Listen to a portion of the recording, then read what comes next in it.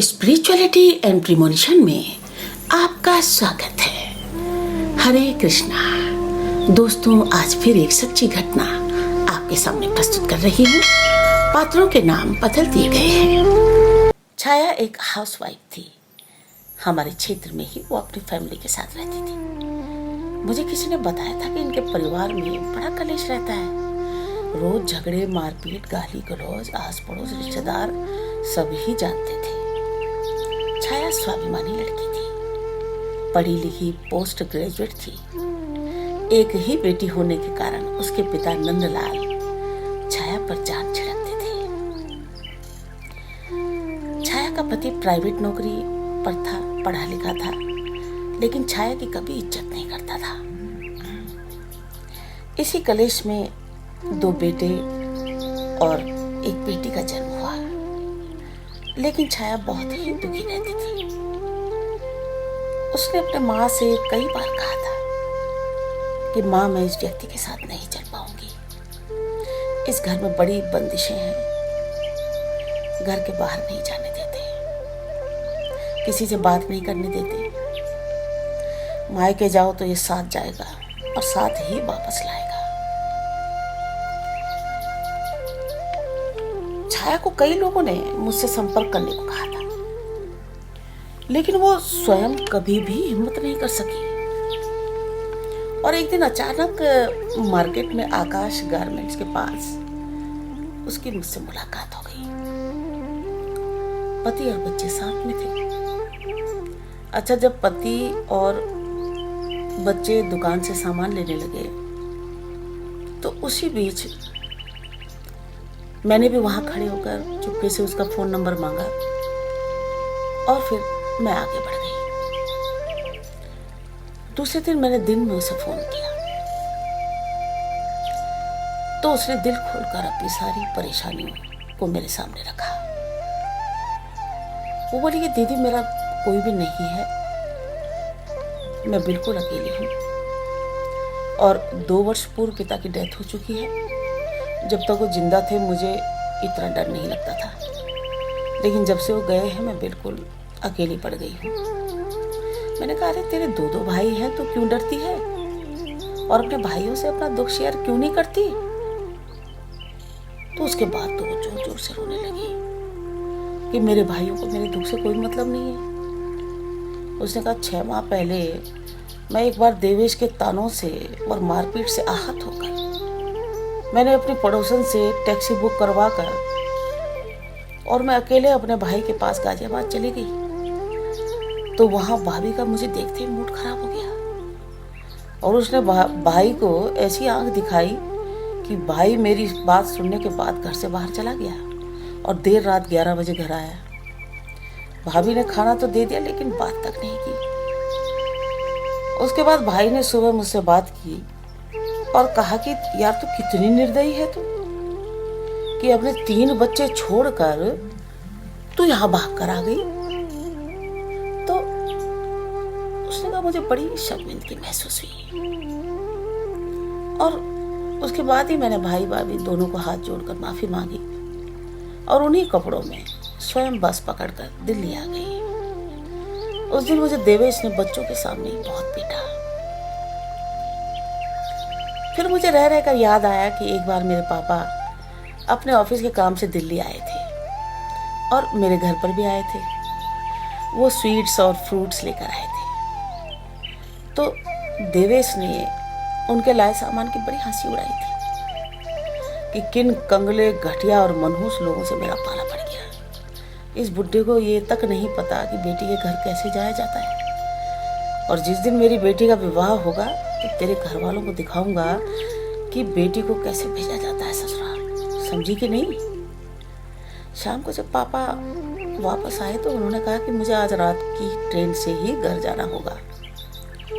तो मैं भी रोने लगी क्योंकि सुबह से देवेश के तानों से थक चुकी थी। तो मैंने कहा, पापा, मैं भी आपके साथ चलूंगी। तो पापा ने देवेश को भी पूछा कि भैया क्यों रो रही है और क्यों मेरे साथ जाने की जिद कर रही है, लेकिन देवेश बिल्कुल चुप रहा। मेरे पिता बड़ी स्ट्रॉन्ग पर्सनैलिटी के इंसान थे। जब मैं नहीं मानी तो फिर बोले कि चल फिर ठीक है, चल मेरे साथ चल। और मैं एक बच्ची की तरह अपने पापा के साथ निकल पड़ी। भूल गई 3 बच्चे और अपने परिवार को।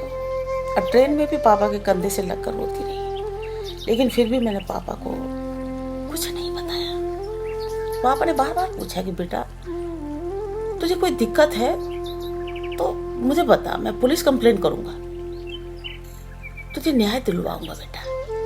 मेरे जिंदा रहते मैं तेरी आंखों में आंसू नहीं देख सकता। लेकिन फिर भी छाया ने अपने पापा को कुछ नहीं बताया।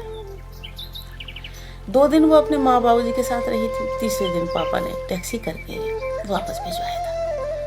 उस वक्त देवेश कुछ नहीं बोला था क्योंकि पापा मेरे पीछे थे। लेकिन आज उस अंतर को मैं स्पष्ट महसूस कर रही हूँ कि एक पिता अपनी बेटी की कितनी बड़ी ताकत होता है। जबकि 2 विवाहित भाइयों के होते हुए अब मैं अनाथ महसूस कर रही थी। मैंने पूछा कि यार तू कभी अपने छोटे भाई को तूने ट्राई किया, या वहां जाकर देखा तूने, या उससे बात करके कभी पूछ? तो बोले कि नहीं, उसकी बीबी तो इतना बड़ा बवंडर है, या उसने पता नहीं जानकर ही अपनी छवि और कारनामे ऐसे कर रखे हैं कि उसके नजदीक कोई जा ना सके। इसीलिए ही मैंने सोचा था कि यार बड़ा भाई जिसकी खुद 3 बेटियां हैं, वो शायद मेरे दुख को समझकर मुझसे पूछेगा कि छाया तो क्यों परेशान है। जब व्यक्ति अपने आप को अकेला महसूस करता है तो सचमुच बड़ा डर लगता है। अच्छा, उससे बात करते काफी देर हो चुकी थी मुझे, तो मैंने उससे उसके दोनों भाइयों के नंबर ले लिए और उसे पूरा विश्वास दिलाया कि मैं तेरे साथ हूँ और देखते हैं कुछ हल ढूंढते हैं, भगवान जरूर कोई हल निकालेगा। फिलहाल मैंने उसे कहा कि तुम रोज दुर्गा चालीसा का पाठ करना। मैंने उसे बताया कि दुर्गा चालीसा का नित्य पाठ करने से सबसे पहले डर खत्म होने लगता है और आत्मविश्वास पैदा होता है। दूसरे ही दिन मैंने सबसे पहले छाया के छोटे भाई शंकर को फोन किया, जो बिजली विभाग में क्लर्क है। उसने मेरा परिचय मांगा। मैंने कह दिया भाई छाया की फ्रेंड बोल रही हूँ और छाया की तबीयत खराब है। तो वो बोला कि भाई उसका घरवाला देखने के लिए है, ये उसकी ड्यूटी है। तो मैंने कहा भाई आपको पता है कि उसने छाया को कितना दुखी कर रखा है आपके बहनों ने, और मेरे ख्याल से तो इस वक्त तुम्हें वहां जाकर जरूर उसे अपने साथ लाना चाहिए, कुछ दिन अपने पास रखो उसको। तो एकदम बड़े नाटकीय अंदाज में बोला कि अब आपको क्या बताऊं बहन जी, मेरी पत्नी का स्वभाव बड़ा चिड़चिड़ा है, छाया भी जानती है, और वो कभी भी यहाँ नहीं आएगी। तो मैंने कहा ऐसा नहीं है भैया, छाया ने ही आपका फोन मुझे दिया था कि भैया को कह देना कि कुछ दिन मुझे अपने पास ले जाए। बोला चलो ठीक है, मैं छाया से बात कर लूंगा, और जल्दी से फोन काट दिया। उसके बाद मैंने दूसरे दिन छाया से जानकारी ली कि क्या उसके छोटे भाई शंकर ने उसे फोन किया। तो वो बोली नहीं, उसने कोई फोन नहीं किया। उसके बाद फिर मैंने शंकर को फोन किया तो कहने लगा कि ऑफिस के काम का लोड था, इसीलिए छाया से बात नहीं कर पाया। तो मैंने कहा भाई एक बात तो कंफर्म कर दो कि तुम दिल्ली आओगे या नहीं। तो एकदम बोला स्पष्ट कि देखो इस बार तो मुश्किल है, क्योंकि मेरी पत्नी दीपा की तबीयत ठीक नहीं है। तो मैंने कहा कितने बच्चे हैं आपके? वो बोला एक बेटी और एक बेटा है, बेटी इंटरमीडिएट कर रही है। तो मैंने कहा यार अगर आपकी बेटी को ससुराल में कोई दिक्कत होगी और वो आपको बुलाएगी तो क्या आप जाओगे नहीं? बहन और बेटी में क्या अंतर होता है? बोला जी बिल्कुल जाऊंगा, मेरी बेटी तो मेरी जान है, 1 मिनट मेरे बगैर नहीं रह सकती। तो मैंने कहा भाई अब एक सूचना मैं आपको दे देती हूँ कि आपकी बहन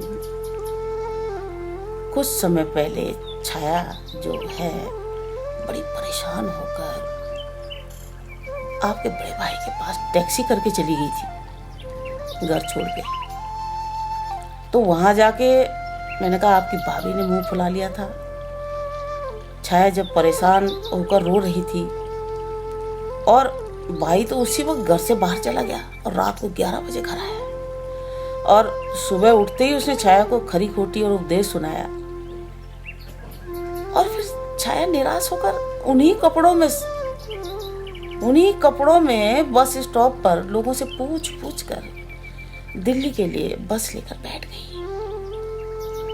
उस भाई ने एक बार ये नहीं पूछा कि मेरी बहन जो सामने बाजार जाने के लिए भी सहेली या किसी को साथ लेकर जाती है, वो दिल्ली कैसे चली जाएगी अकेले बस में बैठकर।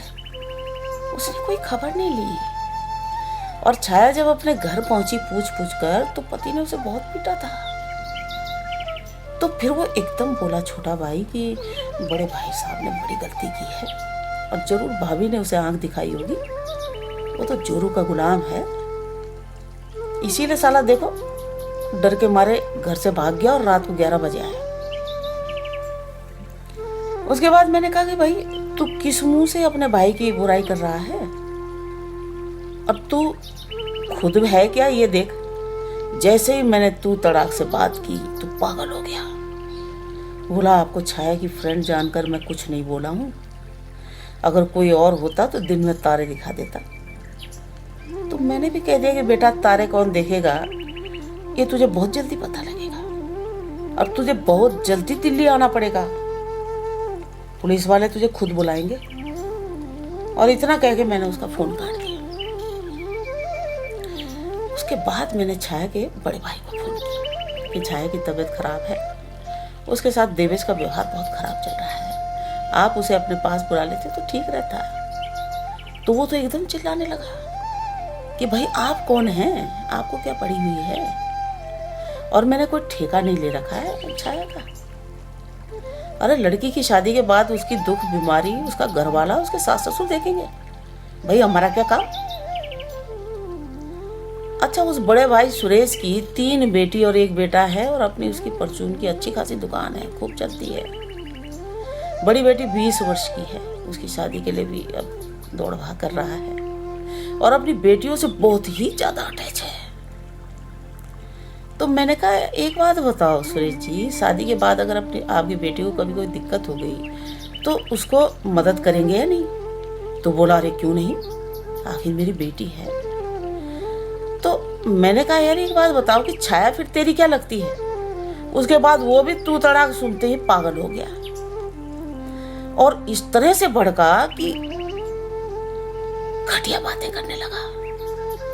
और मैं जानकर इस तरह से भड़का कर घटिया लोगों की असली छवि सामने ले आती।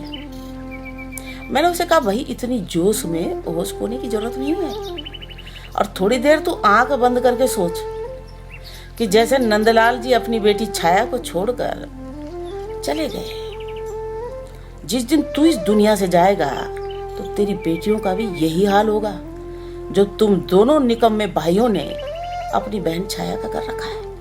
और उसके बाद मैंने उसका भी फोन काट दिया। तो उसकी गैर कानूनी और बदतमीजी की बातों को, यानी दोनों भाइयों की, ये मैंने सब रिकॉर्ड कर ली थी। अब मैंने उसके बाद फिर छाया को कहा कि भाई आपको मेरे ऑफिस आना पड़ेगा। और वो दूसरे दिन चुपके से उसके पति के ऑफिस जाने के बाद चुपके से मेरे पास आई, और सबसे पहले मैंने उसके दोनों भाइयों की रिकॉर्डिंग सुना दी। रिकॉर्डिंग सुनते ही जोर जोर से रोने लगी, और मुझे रो कर बताई कि मैडम मेरा छोटा भाई अपनी साली के पति के खिलाफ FIR दर्ज करवाने उसके साथ थाने में खड़ा था, क्योंकि उसके ससुराल वाले उसे परेशान कर रहे थे। तो मैंने कहा यार ये तो घर घर की कहानी है। अपनी सालियों के लिए ज्यादातर नौटंकीबाज लोग बहुत बड़े बाहुबली बनकर थानों में जाते हैं और FIR लिखवाते हैं, लेकिन इनकी अपनी बहनें ससुराल में पिटती हैं। और फिर मैंने उससे कहा कि आज के बाद ही तू कसम खा ले कि अब कभी भी रक्षाबंधन पर इन लोगों के पास नहीं जाएगी और राखी नहीं बंधवाएगी। अच्छा, छाया बड़ी सांसारिक और रूढ़िवादी लड़की थी। वो बोलने लगी कि ऐसा नहीं हो सकता मैडम जी, समाज क्या कहेगा, ये तो पाप होगा ना, रिश्ते ही खत्म हो जाएंगे, तो बेटे बेटी के विवाह में भी कौन आएगा। तो मैंने कहा यार, तू अपने शुभ कार्यों में नफरत और घृणा से भरे इन रिश्तों को खड़ा करना क्या शुभ समझती है? क्या इन लोगों के खड़े होने से तेरा काम शुभ हो जाएगा? शुभ कार्यों में या बच्चों के विवाह में ऐसे जहरीले लोगों को बुलाकर आप सिर्फ बद्दुआ प्राप्त करते हैं। कोई शुभता नहीं होती, आपके काम बिगड़ जाएंगे। मैंने बड़े तरीकों से साम दाम दंड भेद की नीति से उसे समझाने की कोशिश की, लेकिन वो समाज और रिश्तेदारी की बेड़ियों में सिर्फ भय के कारण जकड़ी हुई थी। मैंने उससे कहा कि एक बात बता कि 15 वर्ष के वैवाहिक जीवन में कुछ तो यादें होंगी जो तुझे सुख देती होंगी। बोली बिल्कुल भी नहीं, मैंने इस आदमी के साथ एक भी दिन चैन से नहीं मैं रही। तो मैंने कहा चल फिर अब मेरे साथ थाने चल, FIR दर्ज करवाएंगे, जब जाओ तभी सवेरा। तो कांपने लगी कि मैंने तो कभी थाने नहीं गई, पुलिस से डर लगता है। अच्छा, मुझे लग गया था कि इसकी मानसिक स्थिति डामाडोल हो चुकी है, ये बहुत कमजोर फील कर रही है।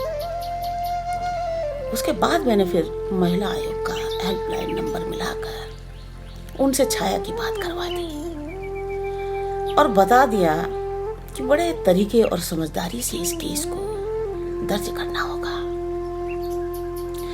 छाया के भाइयों की रिकॉर्डिंग, छाया का स्वयं का वीडियो, छाया के माथे गले पर चोट के निशान के फोटोग्राफ लेकर मैंने महिला आयोग को फाइल लगा दी। इस कार्यवाही में उस दिन छाया को घर पहुंचने में देर हो गई थी, क्योंकि बच्चों ने देवेश को बता दिया था कि मम्मी घर पर नहीं है, पता नहीं कहाँ गई है। इसीलिए शाम 7:30 बजे मुझे छाया के साथ उसे छोड़ने के लिए उसके घर जाना पड़ा। मैंने घर जाकर देवेश को बताया। छाया ने मुझे फोन किया कि वो परेशान है, तो मैंने उसकी सारी स्टोरी वीडियो में रिकॉर्ड करके प्रशासन को फाइल लगा दी। वो चुपचाप सुनता रहा, एक शब्द भी नहीं बोला। और मैंने घर से बाहर निकलते हुए छाया को बता दिया कि प्रशासन आपको अब फोन करेगा, तो तुरंत फोन उठाइएगा, वरना पुलिस घर पर आ जाएगी। और उसके बाद मैं वापस चली आई। तो छाया के केस को गंभीरता से समझते हुए प्रशासन ने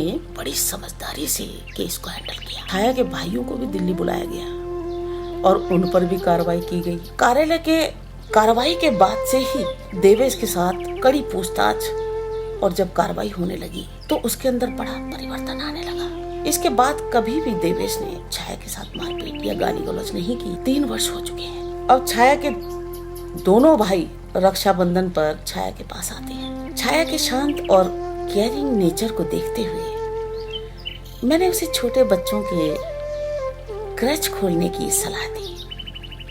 उसके पास घर बड़ा था, उसी में एक कमरा क्रच के हिसाब से रेनोवेट करवाया, कैमरे लगवाए और 1 माह में काम शुरू हो गया।